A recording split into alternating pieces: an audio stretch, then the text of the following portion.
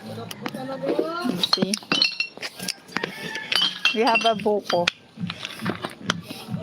We have own tree. Do you want to see the papaya? We have also here. And it's a sampalok. You know what's this? It's sampalok. Anong tamarind?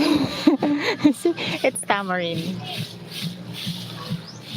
We can put in the papaitan. The papaitan na masarap. Ayan, the papaya. And it's saluyot. We can eat this. It's saluyot. This is ano na nga to? Spinach. Kind of spinach. And this one.